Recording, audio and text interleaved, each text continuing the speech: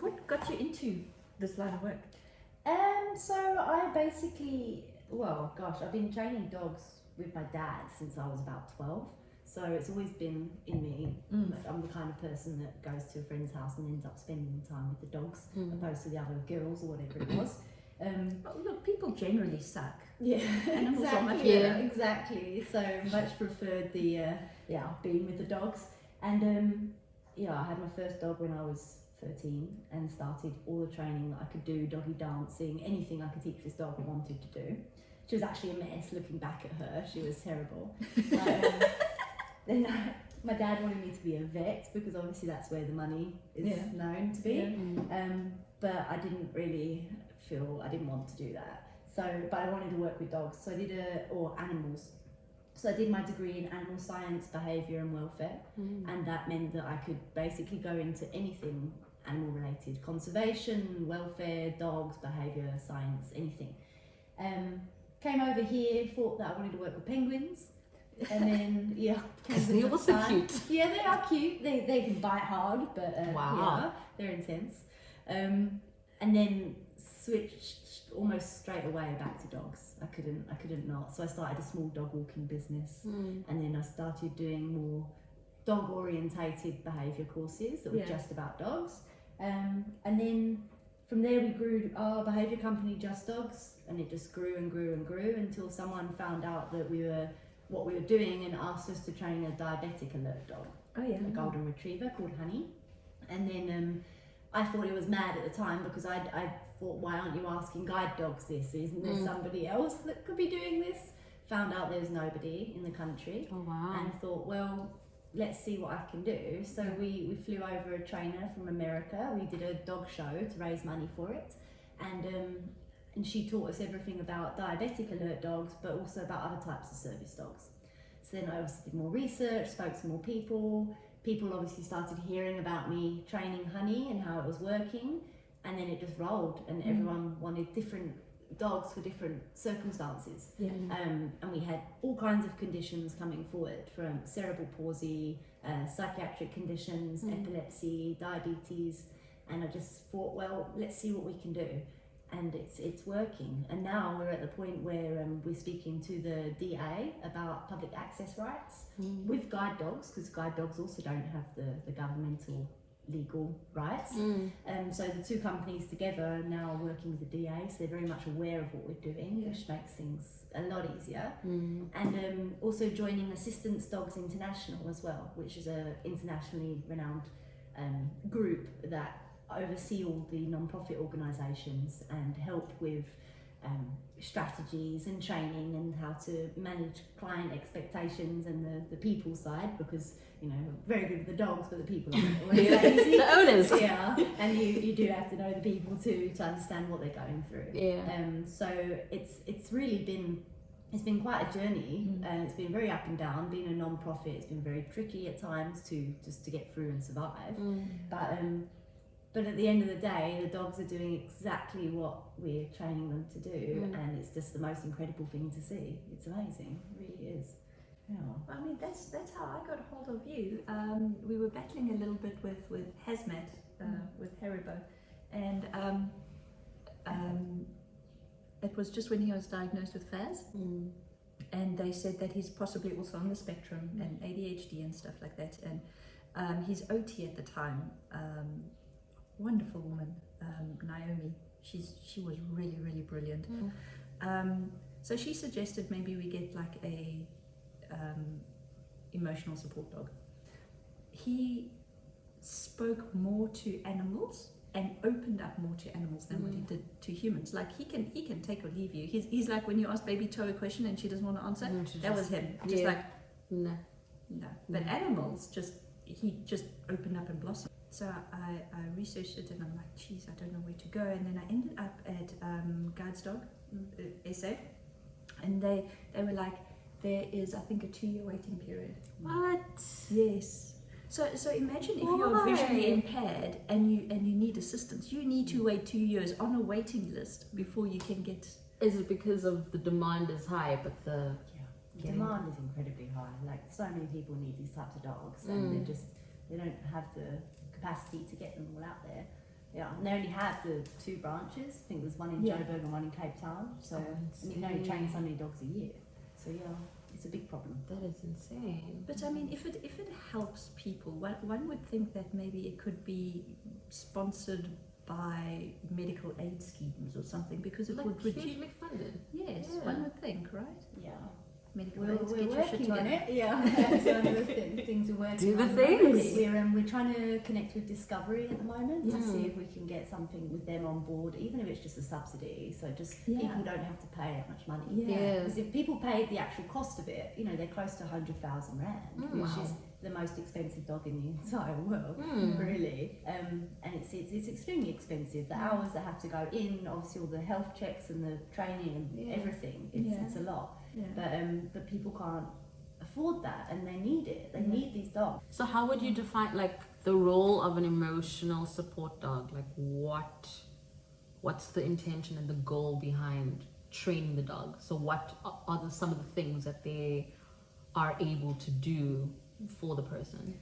But they always say that an emotional support animal is born, not trained, which basically means that they have to have it in their nature. It has to be something that they are born to do, that they're drawn to people. They need to be more focused on the people than other dogs. They need to be very sensitive dogs, which then can actually go the other way when they hit certain age groups where their sensitivity might be detrimental to them. But obviously, the right hands would work them through that. They have to be very sensitive, and then they learn tasks, basic tasks, which then give them the tools to use when they see their person is in distress. They need to be very bonded to that person, and those tasks might be simple things like cuddles on command, deep pressure therapy. So it's or supporting your mom when she's in a workout. Yeah, that And, too. and she's about to die, and Killing then pick up a herself. lung. That too. Mom, I see you need help. Yeah. I'm here for you. They need to know about like what's regular breathing, what's Yeah. regular heart rates, and what is outside of the norm. And sensitive dog can pick that up. They know, okay, this is not how my person behaves 90% of the time. And when they're in this state, they're struggling, and I want to be there to help them. And again, that's something you can't necessarily train every dog to do. They have to have that will and that sensitivity to it. But yeah, so emotional support animals are more accessible for people than the full psychiatric service dogs, because those psychiatric service dogs are given public access rights. They have to have tests in obedience and socialisation so that they're able to go out anywhere a human would go, to fly on a plane, be on a bus, etc. Whereas the emotional support animals are more for at home or in normal places you might go, friends' houses, family houses, and everywhere else. So there is a slight difference between the two, but ultimately psychiatric support or emotional support, they do the same thing. They have to be aware of their person and how they're feeling all the time.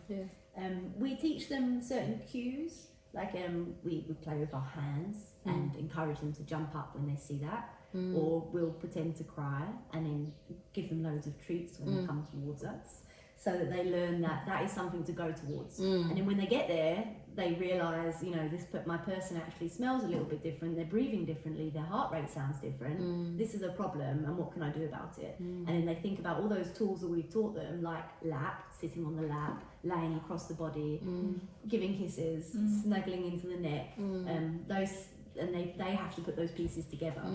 Which also means they need to be independent workers. They need to not do everything on cue. They have to be able to think outside the box and make a decision. And be a bit intuitive. Exactly. So whereas like the diabetic alert dogs and the seizure response dogs, they're taught a very straight, this happens, you do that. When you see this or hear this, you do that. Whereas a psychiatric service dog or an emotional support dog, they're not necessarily going to get that feedback from the person to say, I'm about to have a panic attack, you need to come here, sit next to me, stay, lean on me, put your head in my shoulder. They're not going to do that. They're not in the right state of mind. So the dog in those cases has to be able to think for itself. Like read the room. Yeah, read the room. Exactly. It's funny because when we just got bells, one of there were a few things that we worked on. The one was fetch Harry's blanket. Yes. So obviously that has kind of died away. And when he has a tantrum, then she would go and try and comfort him and just lean up against him because he was still too tiny to do the deep pressure stuff. But it's funny how their relationship has evolved. So what happens now is when he's upset or having a meltdown, she will just stand. She won't like run off or something like that. She'll just stand. He will go to her and like throw himself over her and just hold her. She's and like, bury. I'm standing here ready and waiting. Yeah, and bury his face in her fur and just hold her like that. A lot of people that will want a service dog, I can find out very quickly if they're looking for a robot, they're looking for something to do this task when they say so, and they're very regimented, and it's not like that. You're working with, like you say, a sentient being. There has to be that give and take. You have to give them what they need in order. You have to fill their cup in order for them to fill yours. They need it.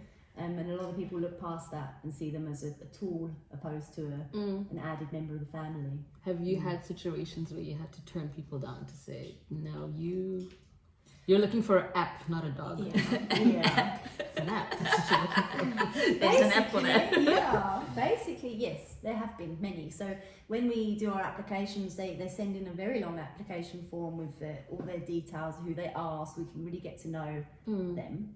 And then we do a video interview or an in-person interview if they're in the local area. And it's during that interview where the types of questions I will ask will work out what their intentions are and what their expectations are. Can you teach an old dog tricks? Yes. Yes, absolutely. Are you thinking about Putin? So, she's got the cutest boodle, but it's almost like a tortoiseshell kind of boodle. Oh, okay. And he will lick anyone to death. So they thought, he's got a deep bark, he's an imposing figure, might as well give him a name that has some gravitas as his bark. But he's a gentle giant. He's like your husband. He is like my husband. A gentle giant. A gentle giant. He also has a seriousness about him. So he's a goofball, but no, the Buddhables do have that. Like to keep to themselves, and he does this thing where he'd turn his back on me and then look out in the horizon, and I'm like, what the hell are you thinking of? Protecting. What are you? Oh, is that him protecting? Turning his back away and then looking out. That's it. Is that a protection thing? Oh, that's cute. That is sweet. They're very misunderstood dogs, mostly because they're bred for farms, for farms, but they're bred for their personal family environment. Yeah. So the thing that people struggle most with Buddhables is I'm sorry, did I stop stroking you? Did you hear that? Excuse me. Hey. Is that people struggle with visitors, with people coming over, that the dog is a bit more wary of. Then the protection side turns on, that instinct to protect their people. But they are same with staffies and pit bulls. Pit bulls as well, very similar to Buddhables in that way, is that their family is their everything. It's the external things that freak them out and that they can't handle and they want to get away from the house. So, I know you say about you hear stories of dogs turning on their owners, but in those cases there's normally some kind of distrust. So you have to trust them, you have to know them inside out. And there's usually some kind of hierarchy issue. So you have to have leadership. And dogs like leadership. They like knowing that they are safe. This big Buddhable, he's a big baby because they might look big and scary and they could potentially cause harm, but they want to be looked after and they want to know what their position is. They don't mind if they're at the bottom. They don't mind being under the people. People think that they want to always be at the top, not necessarily. But they just want to feel safe. Yeah, they want to feel safe. So you know how to work with the dogs. But I feel like in helping the dogs function, you also need to sort of train the owners. Definitely. How tough is that? Very. Very. Because then otherwise it goes out the window the moment they take the dog home. So they have to learn what's the way, not just the normal commands. They have to know how to work with the dog, how to have that dog with you, and how to know in your environment what is going to freak that dog out and plan ahead for it. Which is not natural for most people. So it's very tricky, but it can be done. But it's hard. People are difficult. People are difficult. Very difficult to train. What I did not anticipate is how she is with Seb's. Mm. So I thought that she would be that way with Harry because Harry's dog. Mm. No, she manages both of them like. But I don't know why you're taking yourself out of this equation. Oh, she manages me She too. manages She me manages too. me too. Yes, she's so in tune with me, and when I'm stressed and stuff like that, she's really really good. When we did the trial with her, you said, "I do believe this is the dog that will fit with you." Yeah. Yeah, she's the best thing that's happened to our family. Any cooker? Thank you.